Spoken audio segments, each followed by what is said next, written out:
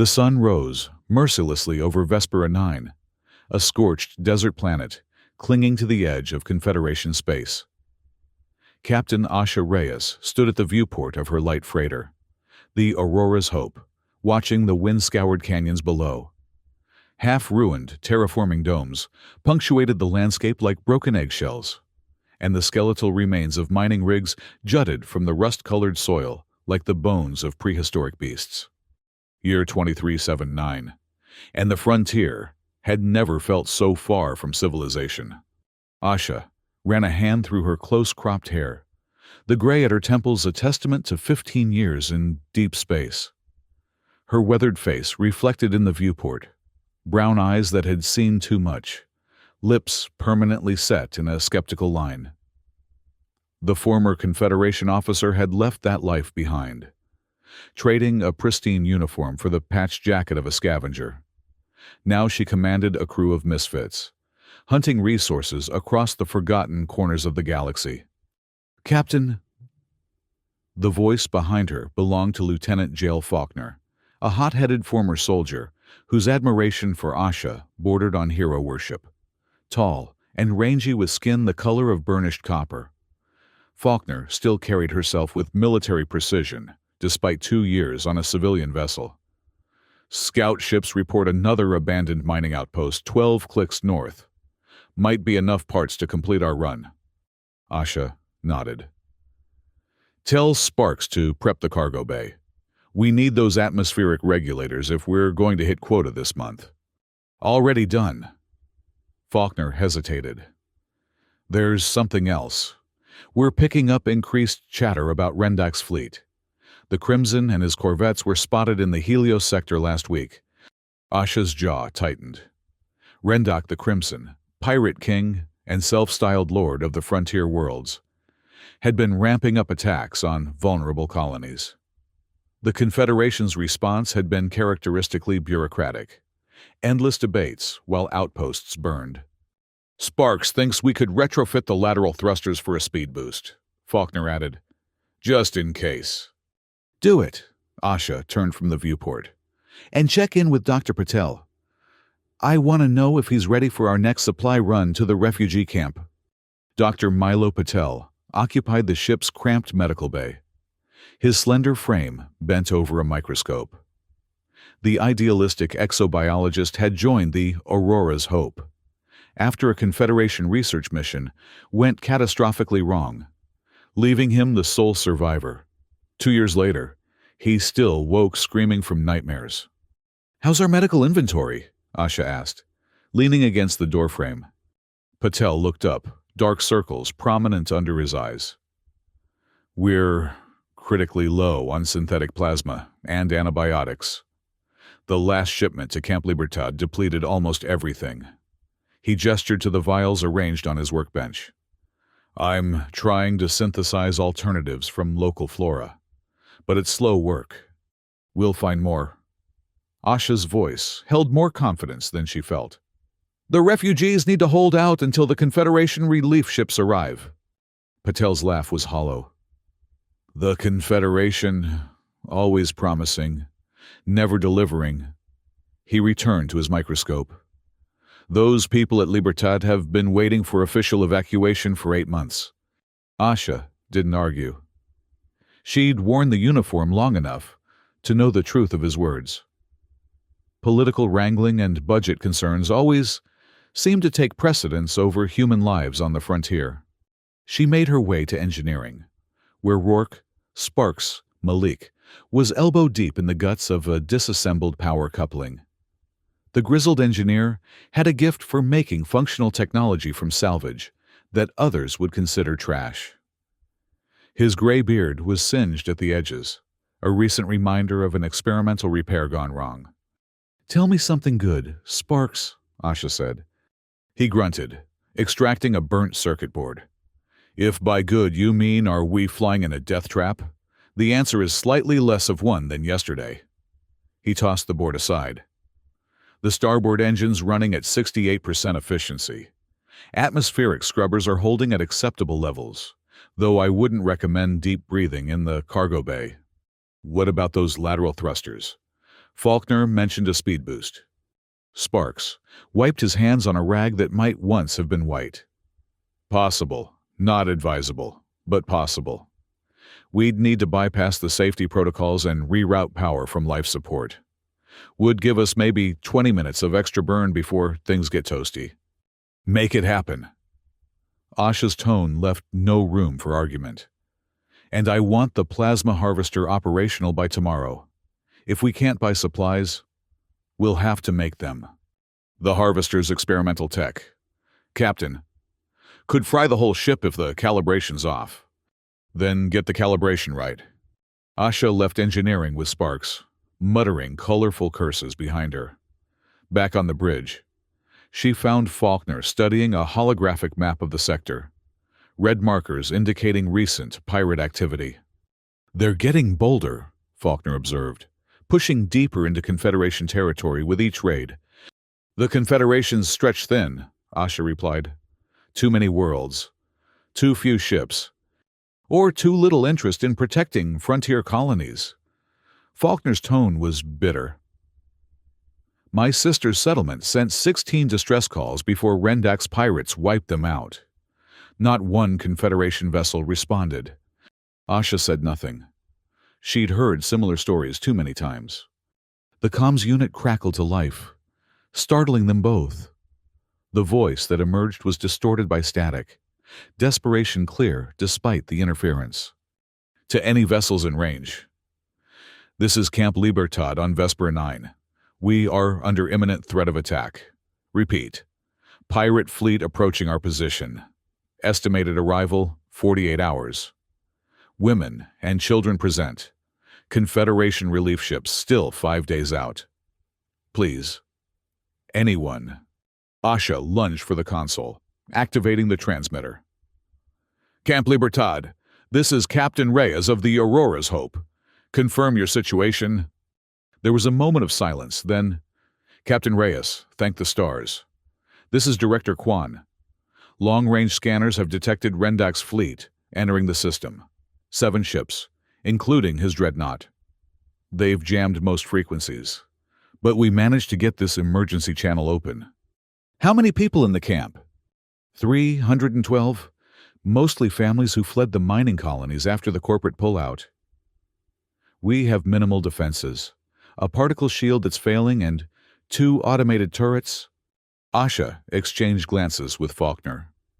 The Aurora's Hope was a light freighter with retrofitted weapons, no match for a pirate armada. We'll contact Confederation Command, Asha said, knowing it was empty comfort. Try to get those relief ships redirected. We've tried, Kwan's voice cracked. They say their hands are tied by protocol. The nearest battle group is engaged in exercises near Earth. They won't arrive in time. The transmission ended, leaving the bridge in silence. Captain, Faulkner said quietly, we can't just leave them. Asha stared at the red blips on the holographic map. Rendak's ships, converging on Camp Libertad. 300 lives against 7 pirate vessels. Impossible odds. She'd spent years running from her past, from the responsibility of command. After the Titan Station massacre, where she'd followed orders and abandoned civilians to die, Asha had sworn never again to be in a position where protocol outweighed people's lives. Yet here she was. Plot a course to Camp Libertad, she said, finally. And get me a secured channel to some old contacts. If we're going to face Rendak, we'll need every gun we can muster. Faulkner nodded, something like respect or relief flickering in her eyes. And Faulkner, Asha added, don't tell the crew our odds. Let them think we have a chance. The lieutenant's smile was grim. What odds, Captain? I just see a rescue mission. Camp Libertad sprawled across a narrow canyon, makeshift shelters clustered beneath the protection of a cracked terraforming dome. Solar collectors and water condensers dotted the perimeter, while a ramshackle communications array rose from the center like a technological spire. 300 souls, miners, technicians, families, all abandoned when the Helios Corporation deemed Vespera 9 no longer profitable. The Aurora's Hope landed on a flat expanse of baked clay, dust swirling around its landing struts. Asha descended the ramp to find a welcoming committee of anxious faces. Director Elena Kwan was a small woman with steel in her spine. "Captain Reyes, I must say, I didn't expect anyone to answer our call." Her handshake was firm, despite the fatigue evident in the lines around her eyes. "We were in the sector," Asha replied, keeping her voice neutral. "Tell me about your defenses." Kwan led her toward the command center, a repurposed mining administration building. "As I said, we have a particle shield that covers the main settlement. It's operating at 40% capacity due to power constraints. 2 automated defense turrets salvaged from a Confederation outpost, plus whatever small arms our people managed to bring with them. And Rendak, you're certain it's him? We intercepted communications between his ships. It's him, all right. Word is, he's looking to make an example of refugee camps that have Confederation protection, or the promise of it anyway." Inside the command center, technicians monitored ancient screens showing the approaching pirate fleet. The largest ship, Rendak's dreadnought. The Crimson Dawn dwarfed its escort corvettes. 41 hours until they reach orbit, a technician reported. Asha studied the display, mind racing through calculations. "Your shield won't last 5 minutes against that firepower. We need to evacuate as many as possible." "The Aurora's Hope can't hold 300 people," Faulkner pointed out. "No, but it can hold the most vulnerable: children, the elderly, the injured. We make multiple runs to the nearest Confederation outpost." Kwan shook her head. "Rendak's ships will intercept anything trying to leave the system. And even if your ship could outrun them, which I doubt, you'd save 50 people at most. What about the rest?" Asha's comm unit buzzed. "Captain," Sparks' voice crackled. "You need to see this. Northwest quadrant of the camp." Asha excused herself, striding through the dusty streets with Faulkner at her heel. They found Sparks examining a massive cylindrical device, partially buried in the red soil. "Plasma harvester," the engineer explained, running his hand along the corroded surface. "Military grade, old but salvageable. With some modifications, we could use it to power up the camp's shields." "How long?" Asha asked. Sparks squinted at the machinery. 24 hours if I push it. Might buy the camp some time when Rendak arrives." "Do it." Asha turned to Faulkner. "Find Dr. Patel.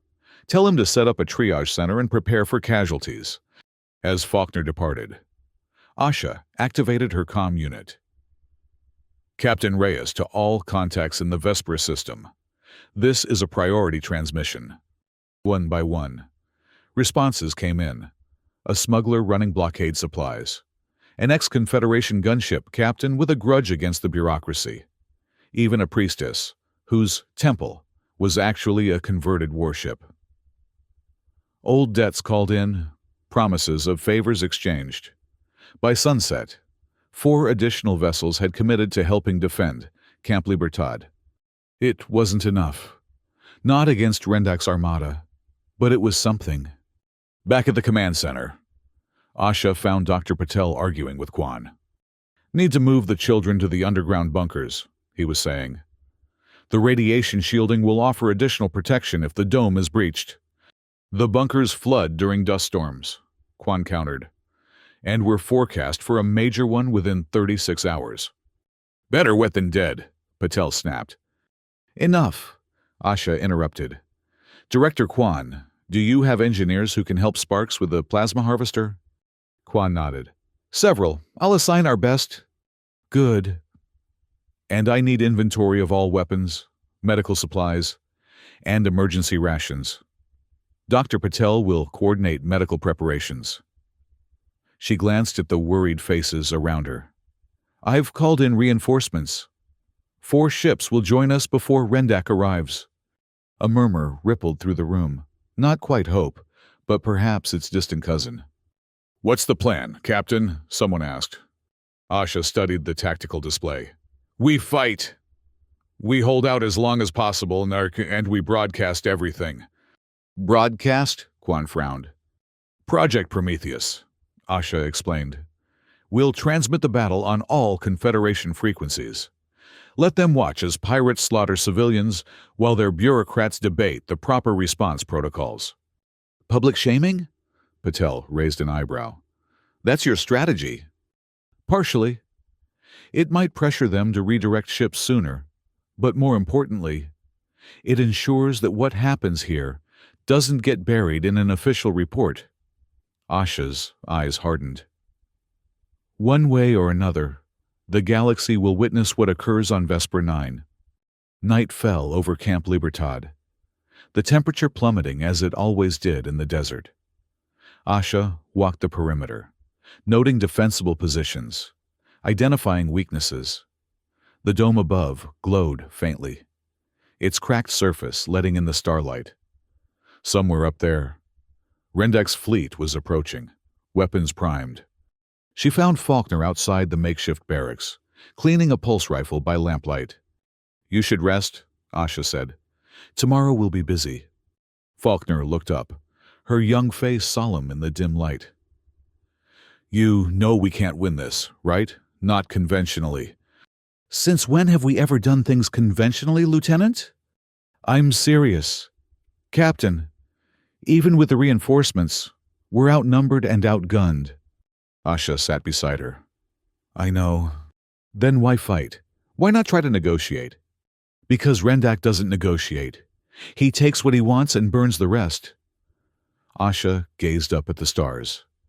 "And because someone has to stand up eventually. The Confederation has abandoned these people. If we do too, what does that make us?" Faulkner was silent for a long moment. "When I joined your crew, it was because I'd heard the stories. How you defied orders at Cygnus Station to evacuate civilians. How you faced a court-martial rather than leave people behind." She reassembled the rifle with practice movements. "I wanted to serve under someone who put lives above regulations." "Those stories are exaggerated," Asha said quietly. "Maybe, but here we are anyway, about to make a stand that doesn't make tactical sense." Faulkner smiled slightly. "Seems like those stories got something right." Before Asha could respond, alarms blared across the camp. They both sprinted to the command center, where Quan stood over the scanner display. "What is it?" Asha demanded. "The shield generator," Quan said, voice tight. "It's failing faster than projected. Power levels dropping across the grid." "Malfunction!" "No," Quan's expression darkened. "Sabotage!" A technician approached, dragging a struggling man whose hands were bound behind his back. "Found him tampering with the power couplings. Director. He was rerouting energy away from the shields." The saboteur, a thin man with darting eyes, spat on the ground. "Rendak's going to burn this camp to ash. I was just trying to save myself." "By dooming everyone else?" Faulkner stepped forward, fists clenched. Asha blocked her path. "What deal did you make with Rendak?" The man's eyes shifted. "Safe passage off-world, for me and anyone I designate, in exchange for weakening the camp's defenses. And you believed him." Asha laughed without humor. "Rendak betrays his own lieutenants when it suits him. You think he'd honor a deal with you?" Doubt flickered across the saboteur's face.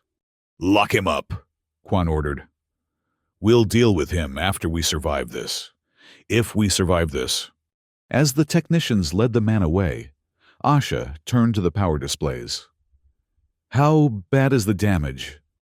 "He managed to destabilize the main power grid. Shield capacity down to 28%. Quan rubbed her temples. "We're rerouting auxiliary power, but it's a stopgap measure at best." "What about Spark's plasma harvester?" "Still 12 hours from being operational, assuming nothing else goes wrong." Outside, the wind had begun to rise. carrying the first particles of dust that heralded the approaching storm. Asha felt the familiar weight of command settling onto her shoulders, the lives depending on her decisions, the impossible calculations of survival. "Maintain the shield at whatever level possible," she ordered. "I want all non-essential personnel in the bunkers within 2 hours. Prepare for flooding contingencies." She turned to Faulkner. "Get back to the ship. Tell Sparks to forget the safety protocols. We need that harvester online now." The lieutenant nodded and sprinted out. "And the broadcast equipment?" Asha asked Quan. "Ready. We can transmit to every Confederation outpost within 50 light years." "Good." Asha stared at the tactical display, the red dots of Rendak's fleet growing ever closer. "Because one way or another, this ends today."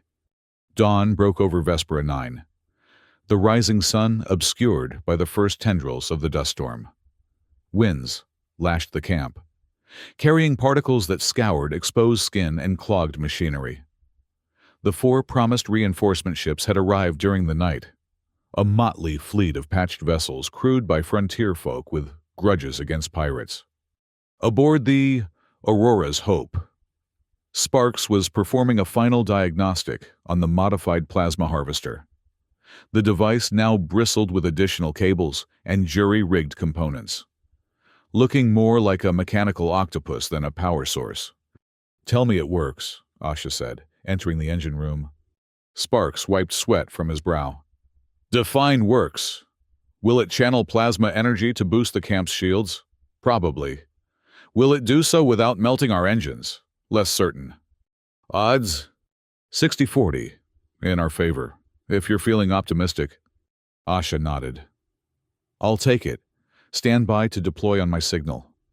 "Captain," Faulkner called from the doorway. "They're here." Above the swirling dust storm, Rendak's fleet had entered orbit. The massive dreadnought, 3 times the size of any other vessel, took position directly over Camp Libertad, while the 7 corvettes spread out in attack formation. In the camp's command center, all eyes were fixed on the sensor displays showing the pirate armada. "Incoming transmission," a technician announced. The screen flickered, revealing a broad-shouldered man with a flame-red beard and a face crossed by ritual scars. Gold adorned his ears and neck, glinting against dark armor. "This is Rendak, the Crimson," he announced, voice deep and resonant.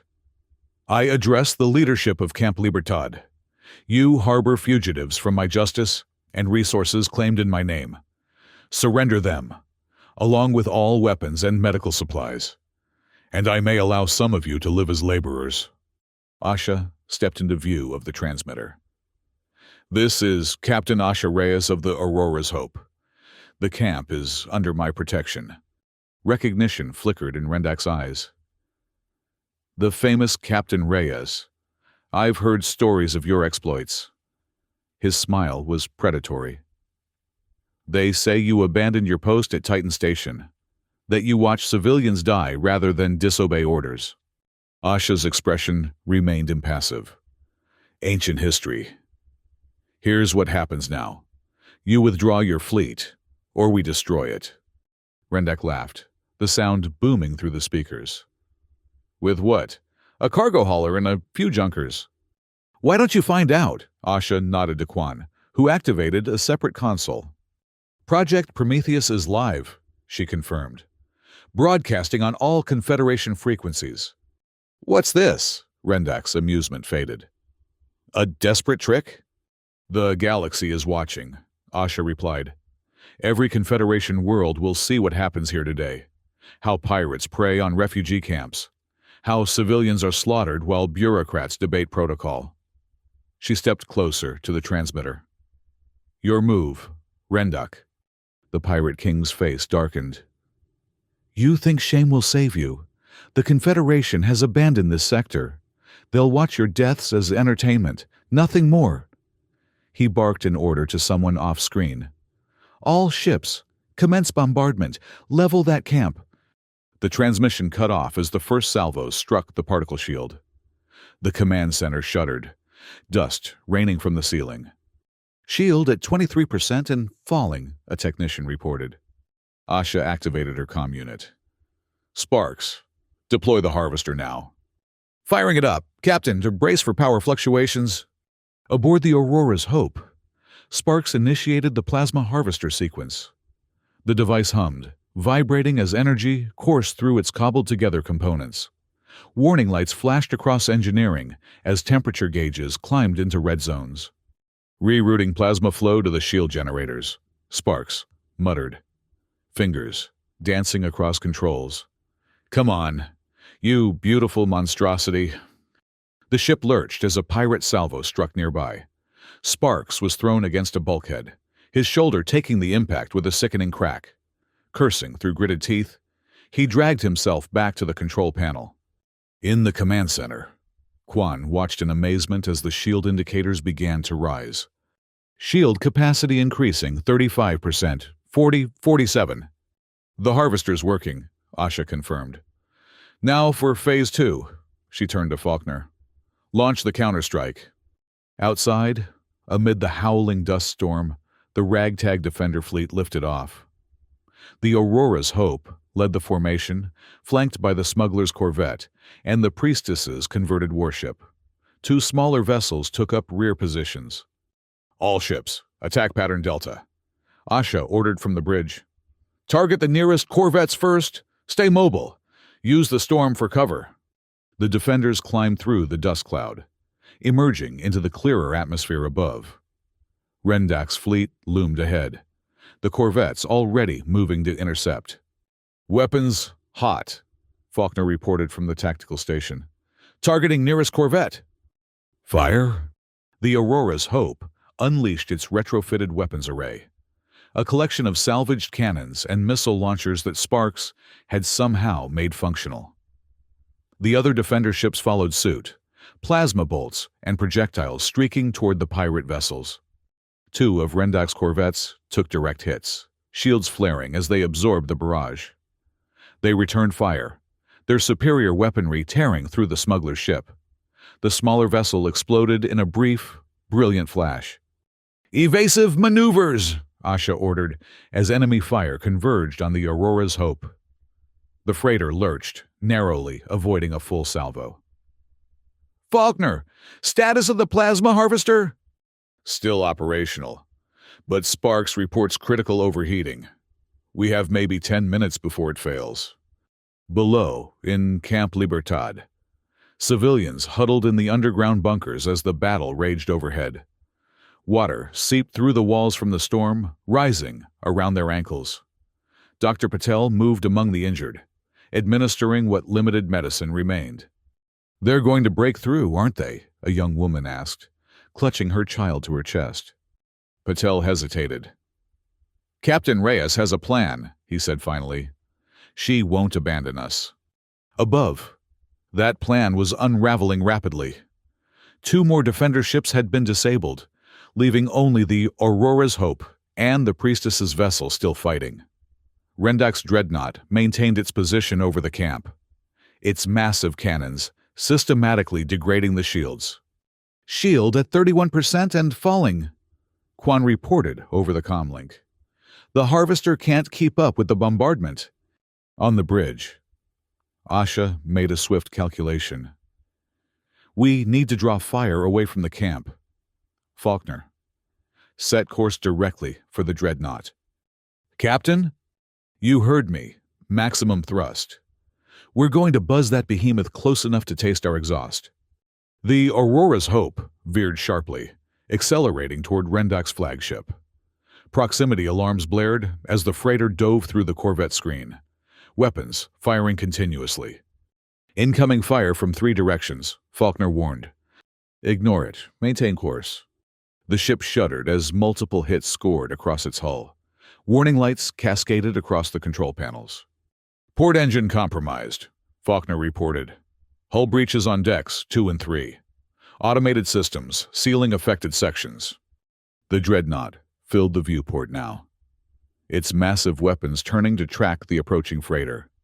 Now, Faulkner, initiate Sparks' special modifications. The lieutenant flipped a series of switches. The Aurora's Hope suddenly accelerated beyond its design capabilities, screaming toward the dreadnought at suicidal speed. Aboard the pirate flagship, Rendak watched the approaching vessel with narrowed eyes. "They've gone mad," he muttered. "All forward batteries, target that ship. Destroy it before—" His order was cut short as the Aurora's Hope skimmed the dreadnought's hull, so close that its energy field caused localized shield failures. As it passed, the freighter released a cloud of metallic particles that adhered to the larger ship's sensor array. "What did they do?" Rendak demanded, as his tactical display flickered. "Some kind of sensor confusion, Captain," his first mate reported. "They've blinded our targeting systems." "Switch to manual targeting." "Impossible in this dust storm. Sir, visual range is severely limited." As the Aurora's Hope pulled away, trailing smoke and debris, Sparks' voice came over the comm unit. "Captain, the Harvester's redlining.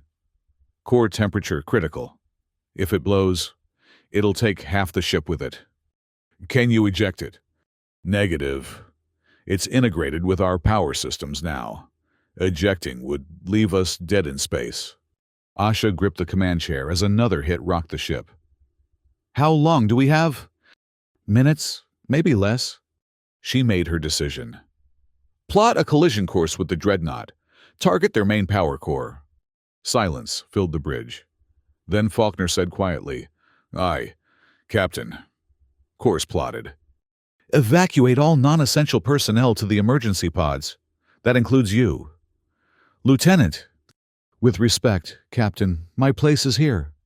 Asha met the younger woman's gaze. "Someone needs to lead the defense if this fails." "That's an order. Faulkner." Reluctantly, the lieutenant nodded and left the bridge. Asha opened a channel to the camp. "Director Kwan, this is Captain Reyes. We're attempting a final run on the dreadnought. If we succeed, the remaining corvettes may retreat." She paused. "If we fail, get as many people to the bunkers as possible.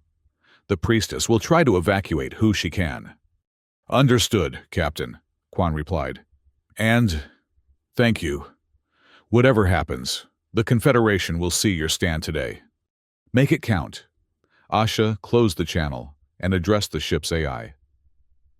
"Set autopilot for final approach. Maintain current course unless manually overridden." "Autopilot engaged," the synthetic voice confirmed. "Final approach in 3 minutes." Asha settled into the command chair, eyes fixed on the looming dreadnought. Through the swirling dust, she could see its massive weapons turning toward the Aurora's Hope. Behind her, emergency pods jettisoned from the freighter, carrying most of her remaining crew to relative safety. The Harvester's warning alarms reached a fever pitch. On the engineering deck, Sparks worked frantically to stabilize the overheating core, rerouting coolant and bypassing safety systems. His injured shoulders screamed in protest as he pulled himself up to a high conduit. "Just a few more minutes," he muttered. "Hold together, you piece of junk." A sudden explosion sent him sprawling. Fire suppression systems activated, filling the compartment with foam. Sparks dragged himself to the control panel, vision blurring. "Bridge, this is engineering. We've got a cascading failure in the Harvester. 30 seconds to catastrophic overload." "Understood," Asha replied, her voice calm. "Can you contain the explosion?" Sparks laughed weakly. "Not a chance, but I might be able to direct it. Give those pirates a proper send-off." "Do it, Sparks!" With his remaining strength, the engineer reconfigured the Harvester's containment field, creating a directed channel for the imminent explosion. "It's done. You might want to brace yourself, Captain." Aboard the dreadnought, Rendak watched the approaching freighter with growing unease. Something's wrong. Their energy signature is fluctuating wildly. "Sir," his sensor officer called. "I'm detecting an unstable plasma reaction aboard that vessel. If it destabilizes completely—" "Evasive action," Rendak bellowed. "All engines full reverse." The massive dreadnought began to turn, its engines straining against its bulk. Too slow. The Aurora's Hope closed the final distance, the Harvester's core reaching critical mass. In her command chair, Asha closed her eyes, thinking of all the decisions that had led to this moment. Not for the first time, she was facing impossible odds to save strangers. But this time felt different. This time felt right. "For Camp Libertad," she whispered. The Harvester detonated. The explosion was directional, just as Sparks had promised. A lance of superheated plasma that punched through the freighter's hull and struck the dreadnought's forward section. The pirate vessel's shields collapsed under the onslaught, armor plating vaporizing as the plasma cut deeper. Secondary explosions rippled along the dreadnought's length as weapon systems and fuel cells ignited. The massive ship listed in orbit, fires visible through breaches in its hull. On the bridge, Rendak picked himself up from the floor, blood streaming from a gash in his forehead. "Damage report!" "Forward sections heavily damaged. Sir, weapons offline. Engines at 20%. We're losing altitude." "The Aurora's Hope?"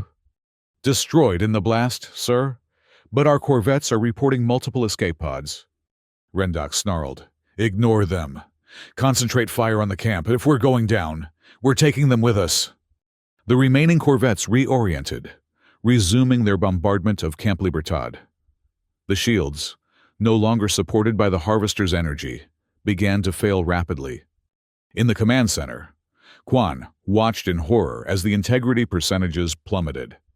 Shields at 12% and falling. Structural failure imminent. Dr. Patel, who had returned from the bunkers, stood beside her. "We need to prepare for casualties. Once the dome breaches." A new alarm sounded. Quan frowned at the display. Multiple ships entering the system?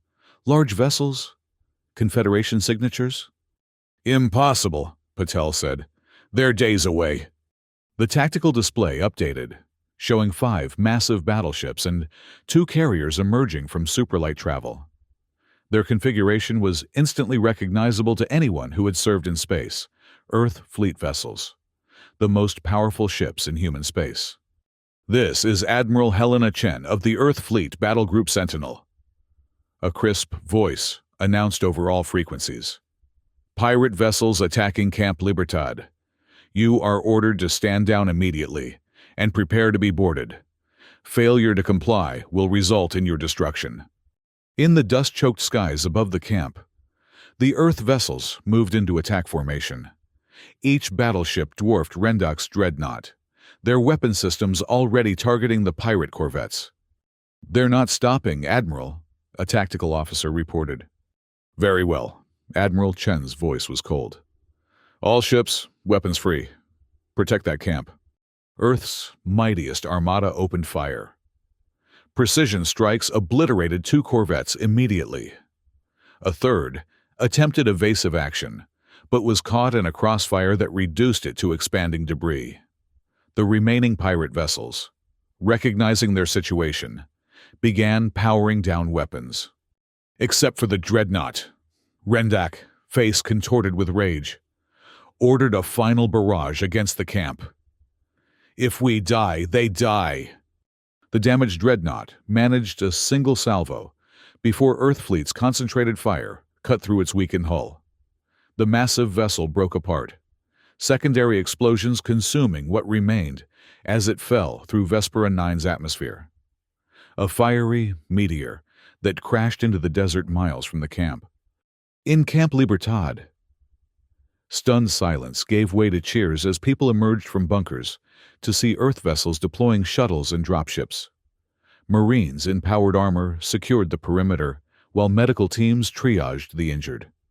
Quan met Admiral Chen at the command center, exhaustion and relief written across her face. "Admiral, I can't express our gratitude, but how?" The Confederation said relief ships were days away.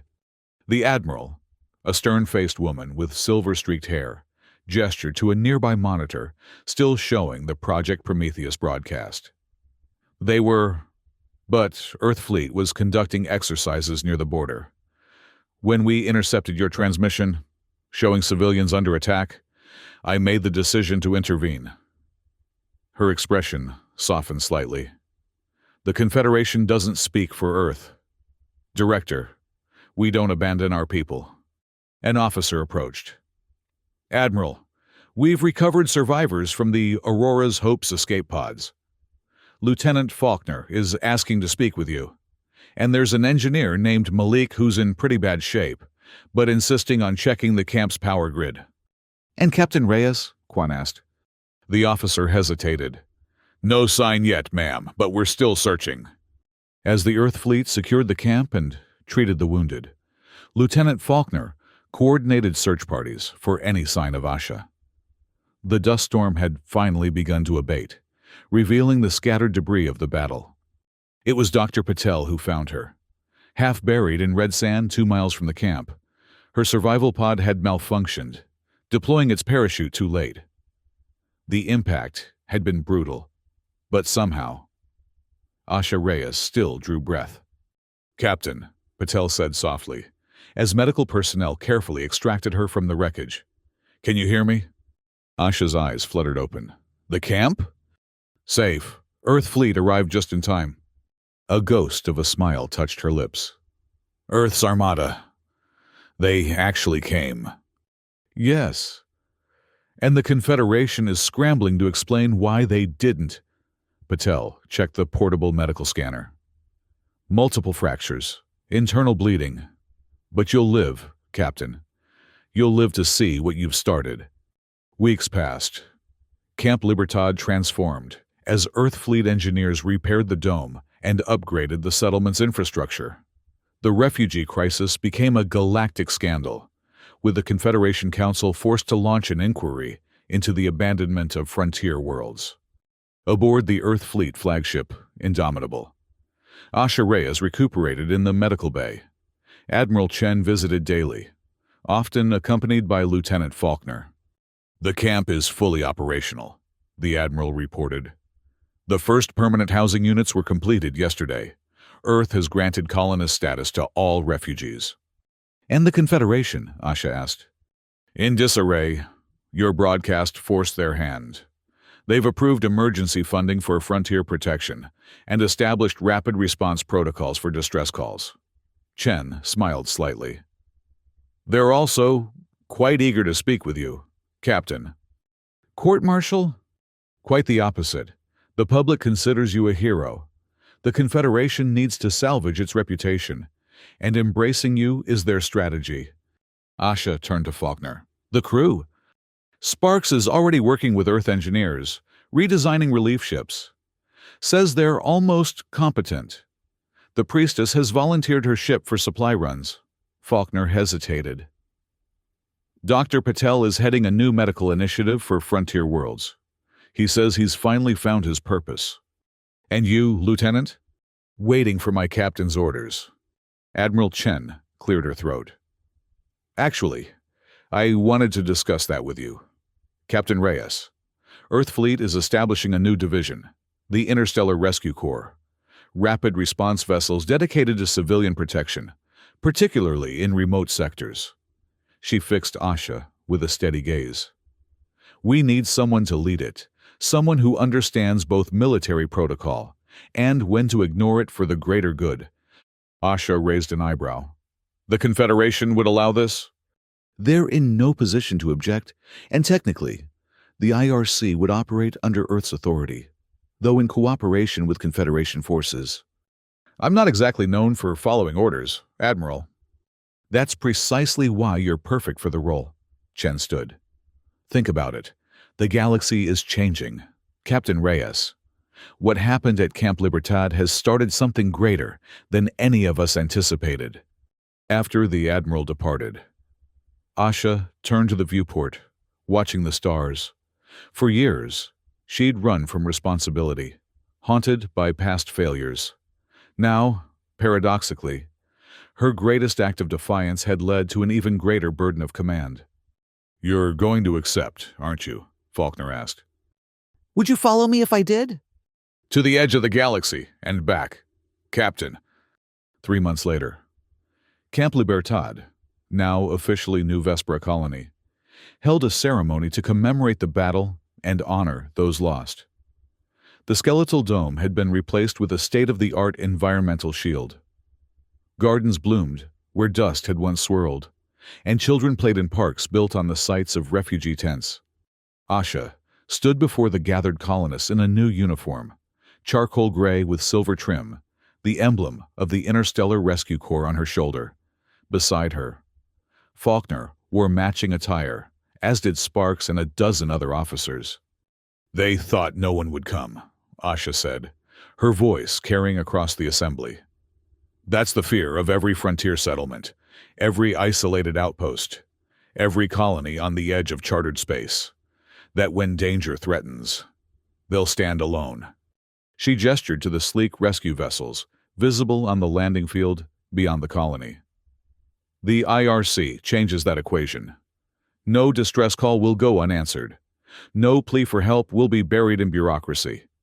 Whether it's pirates, natural disasters, or medical emergencies, we will respond." Asha looked up as a Vesperan sun rose over the reconstructed domes, its light gleaming off the hulls of Earth's battleships still in orbit. What happened here proved something vital, that in our darkest hour, help can arrive, that no world stands alone. Later, aboard the IRC flagship, a converted Earth Fleet cruiser rechristened Prometheus, Asha recorded a message for future recruits. "They thought no one would come, until Earth's mightiest Armada arrived. Now it's our turn to be that Armada for others, to be the ships that appear when all hope seems lost, to be the answer to the question, will anyone help us?" She paused, remembering the desperate transmission from Camp Libertad, the impossible odds, the sacrifices made. "Yes," she continued, "someone will come. We will come." As the Prometheus prepared for its maiden voyage, Asha took her place on the bridge, Faulkner at tactical, Sparks in engineering, Dr. Patel in medical. A new mission, a new purpose. The vast frontier stretched before them, filled with worlds that might one day need saving. "Course, Captain?" Faulkner asked. Asha smiled. "Wherever we're needed, Lieutenant. Wherever we're needed." The Prometheus lifted off from New Vespera, climbing through the atmosphere into open space. Behind it, a dozen IRC vessels followed in formation. Earth's promise made manifest. No one would stand alone again.